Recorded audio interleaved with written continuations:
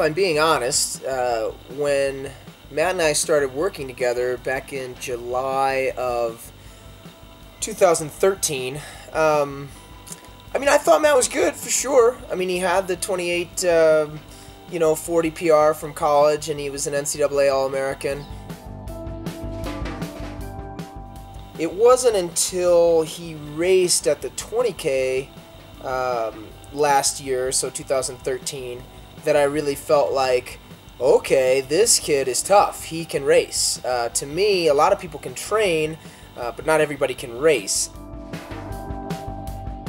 The lowest point in my career was probably right before I started working with Ben, actually.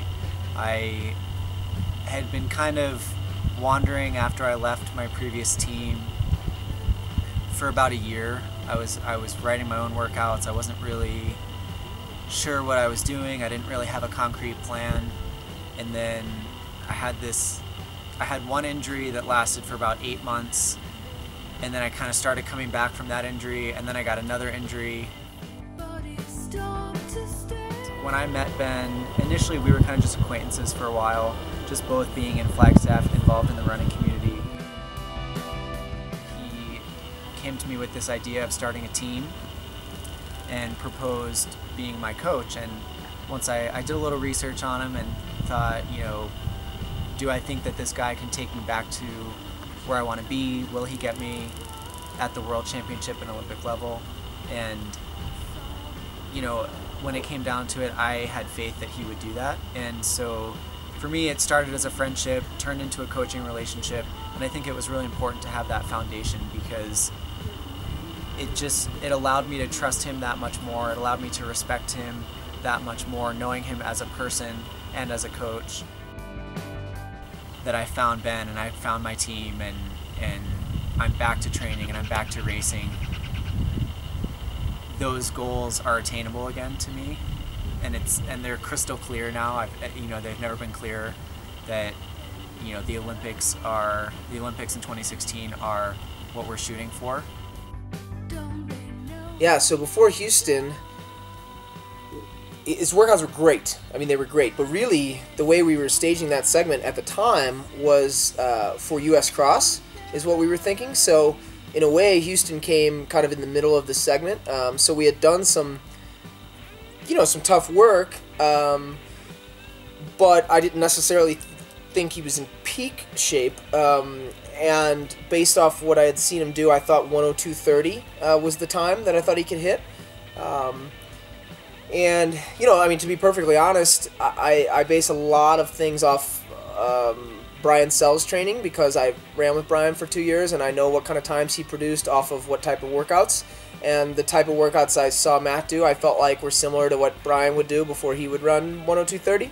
And so that's kind of what we had in mind going in. But, to Matt's credit, to be honest, I told him, hey, you got to stick to that time. Like, that's what I think you're capable of. But as the race went out a little bit faster than that and the pack kind of formed, he made the decision using his own instincts, which you always have to do above all else, that he could handle it. He was having one of those days. He was feeling good.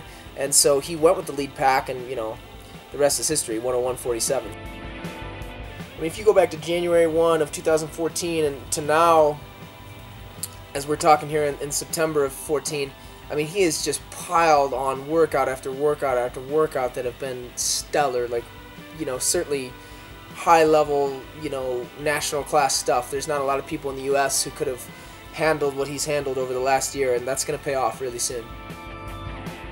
And those workouts, you've got to remember, those are at 7,000 feet. Well, the ones up here, the Sedona is 4,500 feet. But when we're up here, we're at 7,000 feet. So when he's doing stuff that's marathon, half-marathon type effort, that's 15 to 17 seconds or so per mile faster. So when you're talking about doing 3x3 miles, 15 minutes each, that's like doing 3x3 miles at 14:15 each.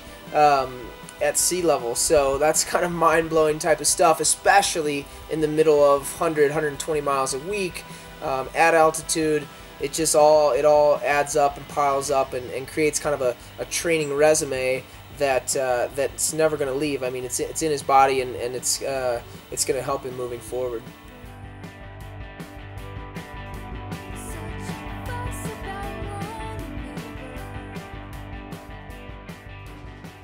just think Matt's work ethic also is what's so good. You know, anybody can pick out really good workouts they've had here and there, but Matt's body of work is so good, and I think it's a testament to the fact that he does the right things every single day. He gets to sleep. He eats right. He hits the foam roller. He hits the gym. He does a little bit of cross training just for maintenance and for recovery. He's a true professional, and that's why he's able to work out so well week after week, month after month, and you know, year after year, is because of all the little things. So I'll be in the pool, swimming, pool running, kicking, pulling, just all kinds of different activities just to help boost my cardiovascular fitness more than anything, and then to have a little bit of a recovery component with the water. And then I do core a couple times a week, strength training. I ride the elliptigo a bunch in the afternoons after my second runs. I just like to incorporate a lot of different activities because I think in order to be the best runner that I can be, I also have to be the best athlete that I can be.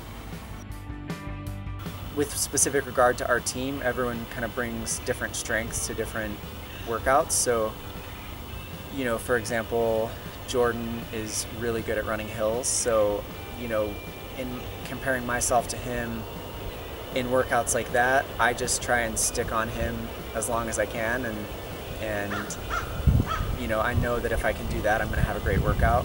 And for someone like me, I'm really good at the long grinding stuff. So I don't mind if they just kind of jump on my back and you know, ride it out for the 16-mile tempo runs and stuff like that we do, because it's a give and take. You know, I know they're giving me some stuff in certain training sessions, and I'm giving them stuff in others. So I think that's a really good kind of symbiotic relationship. So the reason I think Matt is going to be good at the marathon is he eats up marathon type workouts. So the more marathon specific the workout, the better Matt looks.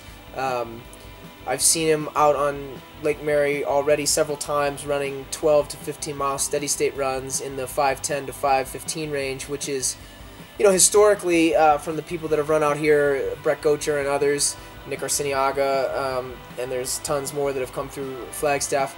That's kind of an indication that you're in that sort of 210 to 212 kind of shape. Now you still have to go out there and do it on race day, but it's not just the fact that he's hit the times.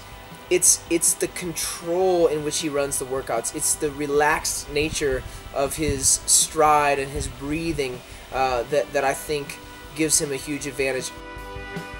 Knowing that Jordan has run 212 gives me the confidence that I can do at least that as well, and hopefully on a good day I'll be able to run 210 or faster, like what I'm looking to do.